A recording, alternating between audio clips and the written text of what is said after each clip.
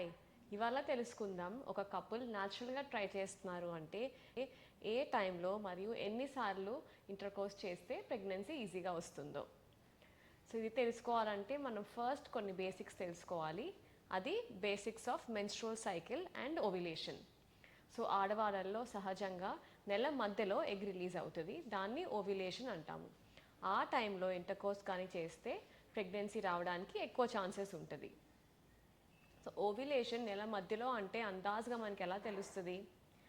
ఒక మహిళకి 30 days cycle ఉంది అంటే 30 - 14 చేస్తే అరౌండ్ 16th డే మనకి ఓవ్యులేషన్ అవుతుంది. ఇంకో మహిళకి 28 days సైకిల్ ఉంది అంటే 28 - 14, సో 14th డేకి ఓవ్యులేషన్ అవుతుంది. ఇర్రెగ్యులర్ సైకిల్స్ ఉన్న వాళ్ళకి మనం ఇలా క్యాలిక్యులేట్ చేయటం కష్టం. సో అలాంటి వాళ్ళు డాక్టర్ హెల్ప్ ద్వారా ఫాలిక్యులర్ స్టడీ అంటే స్కాన్స్ చేయించుకుని ఓవ్యులేషన్ టైంలో కలిస్తే న్యాచురల్గా ప్రెగ్నెన్సీ వచ్చే ఛాన్సెస్ ఉంటుంది. నెక్స్ట్ మనకు తెలియాల్సిన విషయం, ఓవ్యులేషన్ ఎలా ప్రిడిక్ట్ చేయొచ్చు? స్కాన్స్ ద్వారా కాకుండా ఇంకేమైనా మెథడ్స్ ఉన్నాయా? సో ఓవ్యులేషన్ అవుతున్నప్పుడు బాడీలో కొన్ని చేంజెస్ అవుతాయి. ఆ చేంజెస్ కనుక మనం గమనించుకుంటే న్యాచురల్ ఓవ్యులేషన్ ఎప్పుడు అవుతుందో మనం సస్పెక్ట్ చేయొచ్చు. ఫస్ట్ వచ్చేసి బేసల్ బాడీ టెంపరేచర్. ఓవ్యులేషన్ టైంలో మన బాడీ టెంపరేచర్ ఒక 0.5 to 1 degree పెరుగుతుంది. సో ఎర్లీ మార్నింగ్ ఓవ్యులేషన్ టైంలో అంటే 16th డే అన్నా కదా, సో 16th ఒక 12th to 16th డే వరకు early morning basal body temperature check చేసుకుని అది ఒక 5 to 1 degree ఎలివేషన్ ఉంది అంటే ఓవ్యులేషన్ అవుతుంది అని అర్థం. ఇంకో చేంజెస్ వచ్చేసరికి సర్వైకల్ మ్యూకస్ చేంజెస్. ఓవ్యులేషన్ టైంలో సర్వైకల్ మ్యూకస్ కొంచెం స్టిక్కీగా అవుతుంది. థర్డ్ మెథడ్ చాలా కామన్గా వాడేది ఓవ్యులేషన్ ప్రిడిక్టర్ కిట్స్. యూరిన్లో మనకి LH అన్న హార్మోన్ ఓవ్యులేషన్ టైంలో రిలీజ్ అవుతుంది. సో LH హార్మోన్ని డిటెక్ట్ చేయడానికి కొన్ని కిట్స్ ఉన్నాయి. ఈ కిట్స్లో కానీ 2 lines అంటే పాజిటివ్ వచ్చింది అంటే ఓవ్యులేషన్ అయింది అని అర్థం. ఇది కూడా మనం ఒక 14th to 16th డే రోజు యూరిన్లో టెస్ట్ చేసుకుని చూసుకోవచ్చు. సో ఇది ఓవ్యులేషన్ ప్రిడిక్టర్. చాలా ఈజీగా ఇప్పుడు మనకి అవైలబుల్ ఉన్నాయి ఫోన్లో యాప్స్.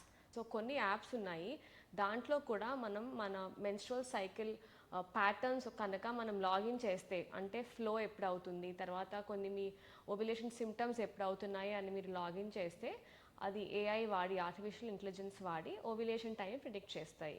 సో మన మొబైల్ యాప్స్ ద్వారా కూడా మనం ఓవ్యులేషన్ని ప్రిడిక్ట్ చేయొచ్చు. నెక్స్ట్ వచ్చేసి ఎన్నిసార్లు కలవాలి. సో నేను చెప్పినట్టు ఓవ్యులేషన్ రోజు ప్లస్ ఓవ్యులేషన్ అయ్యే ముందు రోజులు కొన్ని రోజు ఒకసారి కలిస్తే చాలు. సో దీని బేసిస్ ఏంటి? ఓవ్యులేషన్ టైంకి మన ఫీమేల్ రీప్రొడక్టివ్ ట్రాక్లో స్పర్మ్ ఉంటే మనకి అది కలియక అవ్వి, ఎందుకంటే స్పర్మ్ ఒక 2 to 3 days కూడా ఫీమేల్ రీప్రొడక్టివ్ ట్రాక్లో లైవ్గా ఉంటాయి. సో 16th డే మీకు ఓవ్యులేషన్ అవుతుంది అంటే ఒక 13th to 16th డే రోజు ఒకసారి కలిస్తే సరిపోతుంది. నెక్స్ట్ క్వశ్చన్ కామన్గా అడిగేది, ఇంటర్కోర్స్ తర్వాత లేదా ఇంటర్కోర్స్ అప్పుడు ఏమైనా పొజిషన్స్ వాడాలా అని.